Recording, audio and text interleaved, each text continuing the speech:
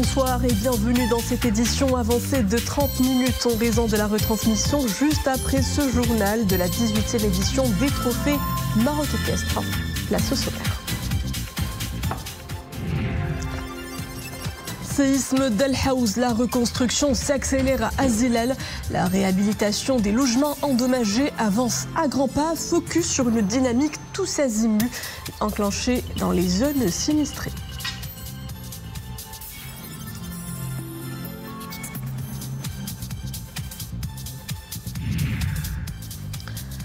Coopération agricole, Rabat et Berlin scellent un cadre de partenariat renforcé en matière de sécurité alimentaire. Une déclaration portant création d'un groupe de travail commun a été signée en marge de la Semaine verte de Berlin.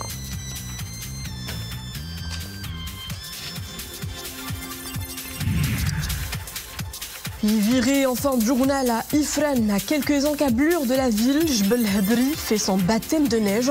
Ces domaines skiables font le plein de visiteurs. Une belle affluence touristique qui réchauffe le cœur des commerces locaux.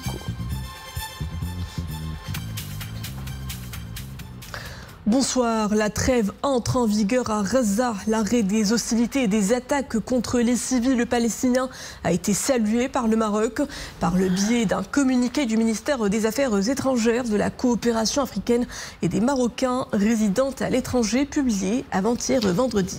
Une actualité marquante de la semaine et bien d'autres encore dont nous analyserons les perspectives en compagnie de notre consultant, le professeur de droit et politologue Mostafa Sahimi. Bonsoir. Bonsoir. Alors, les armes israéliennes se taisent après 15 mois d'offensive à Gaza.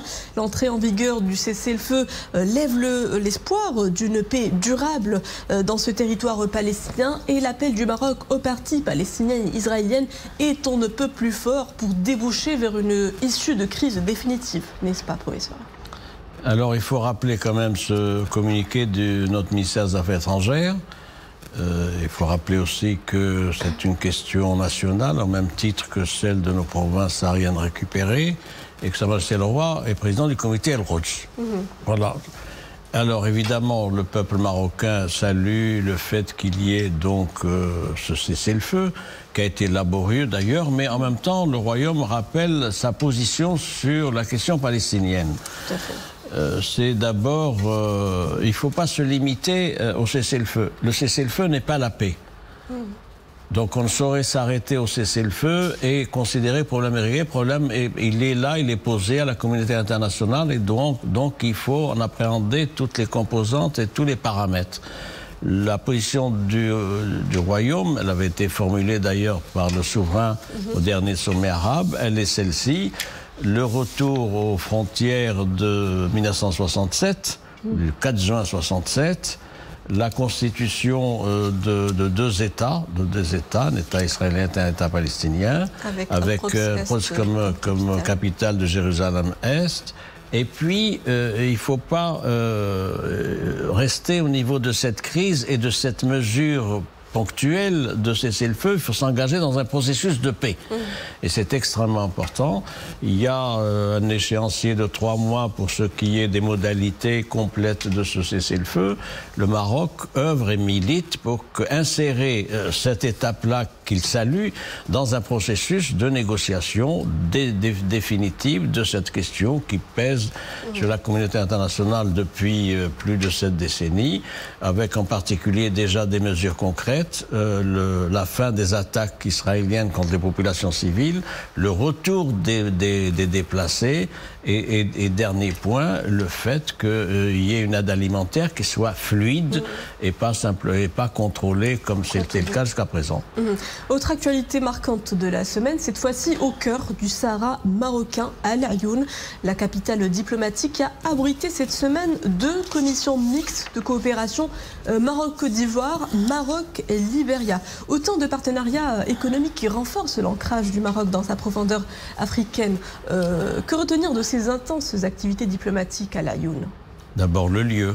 Vous l'avez dit, il faut le rappeler, ça s'est tenu à El Ayoun, c'est extrêmement important. Notre ministre des Affaires étrangères a reçu respectivement les ministres des Affaires étrangères du Libéria et de Côte d'Ivoire. Libéria, pays francophone, anglophone, la Côte d'Ivoire, pays francophone. Pour ce qui est de la Côte d'Ivoire, c'est la 5e session de la commission mixte.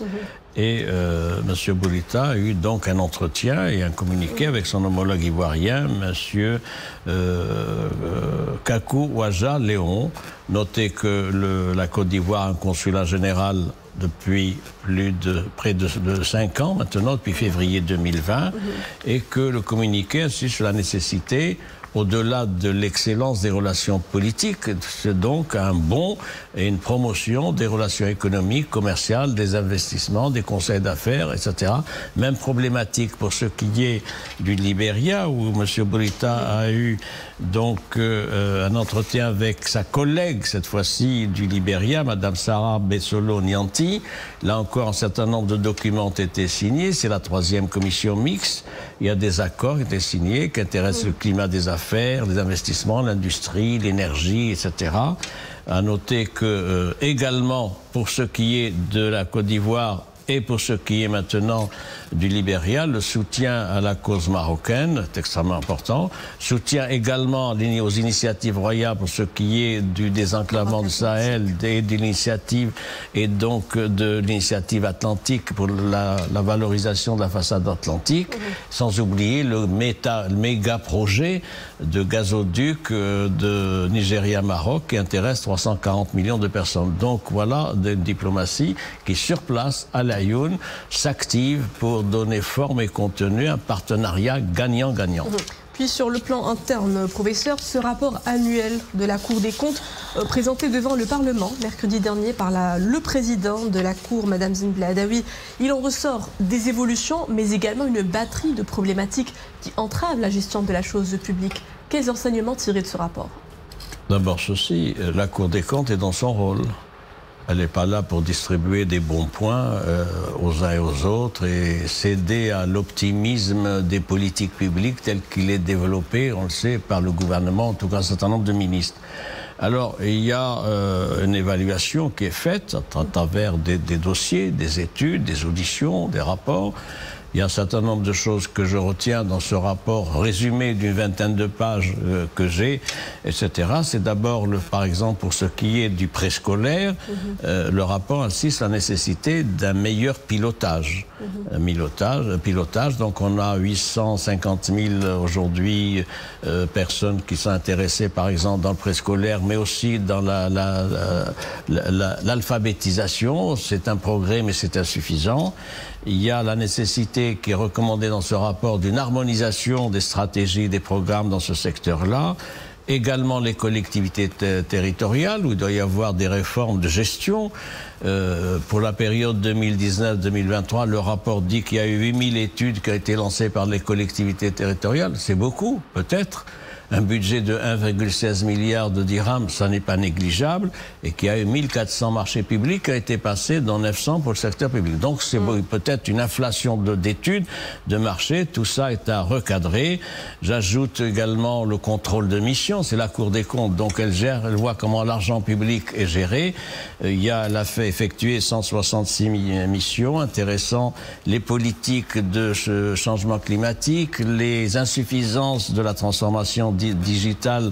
Elle appelle à cet égard un plan national, également l'évaluation des projets publics où il y a encore d'autres insuffisances, notamment pour ce qui est de l'énergie, de la réforme de la fiscalité. Il faut s'atteler maintenant, on recommande ce rapport à la fiscalité des collectivités locales, également le grand dossier de la restructuration, je finis avec ça, des établissements publics et des entreprises publiques. Le rapport recommande la définition de scénarios de restructuration, donc un rapport qui doit imprimer les infléchissements à venir des politiques publiques. Je vous remercie, professeur Sami, pour tous ces éclairages. Merci à vous. D'ailleurs, les besoins financiers de la reconstruction après le séisme d'Al-Haouz figurent également dans le rapport annuel de la Cour des comptes. Les programmes de reconstruction s'accélèrent d'ailleurs plus d'1 an après le séisme dévastateur. Notre caméra est partie sur le terrain à Zilal, plus précisément, où la réhabilitation des logements endommagés avance à grands pas. Reportage Abdelali Ayad, Ahmed Al-Alawi, Iman Abou. Une zone sinistrée qui retrouve son paysage d'avant le séisme. Avec un taux de reconstruction avancé, la population de ces communes montagneuses de la province d'Azélal est relogée grâce à l'opération de reconstruction et de remise en l'état de leurs maisons endommagées. Un grand soulagement et la promesse de la reprise d'une vie enfin normale. On a reconstruit ma maison. Une commission en provenance d'Azélal était venue ici pour constater et évaluer les dégâts. Dieu merci, tout rentre dans l'ordre.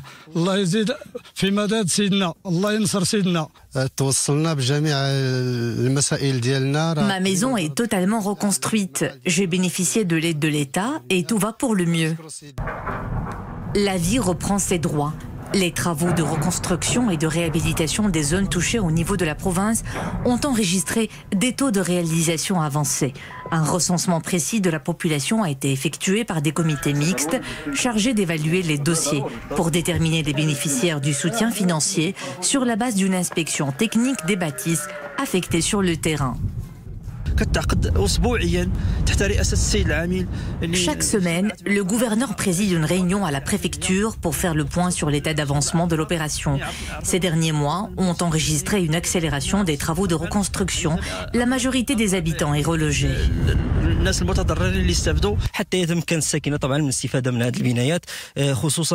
L'opération de relogement s'est accélérée pour répondre aux besoins de la population, en particulier en cette période de froid.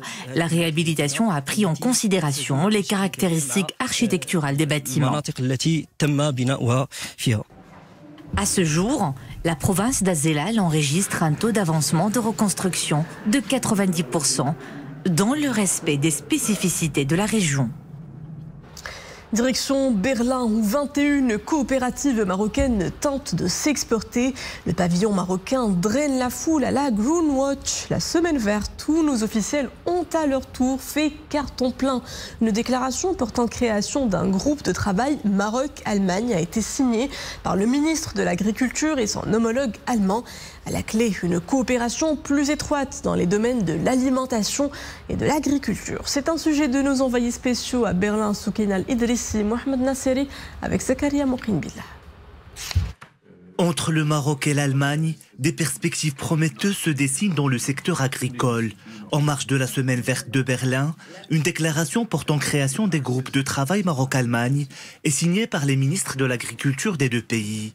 Objectif : œuvrer à une coopération plus étroite dans les domaines de l'alimentation et de l'agriculture.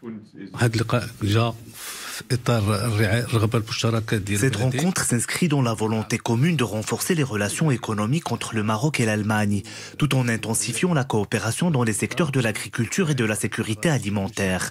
Le groupe de travail Maroc-Allemagne se réunira chaque année pour aborder les questions et les préoccupations communes, notamment en matière de sécurité alimentaire et de gestion durable des ressources naturelles.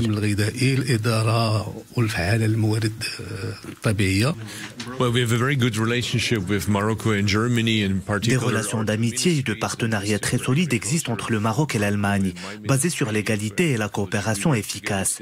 Nous souhaitons désormais hisser ces relations à un niveau supérieur et avancer ensemble, car les deux pays font face à des défis communs, tels que la crise climatique, la gestion des ressources en eau et le soutien aux agriculteurs. Nous souhaitons profiter de nos expériences respectives dans le domaine agricole. Véritable point d'attraction, le pavillon marocain rassemble 21 exposants représentant 39 coopératives issues des 12 régions du royaume. Il propose des produits typiquement marocains, huile d'argan et ses dérivés, huile d'olive, safran, dattes, ainsi que des plantes aromatiques et médicinales.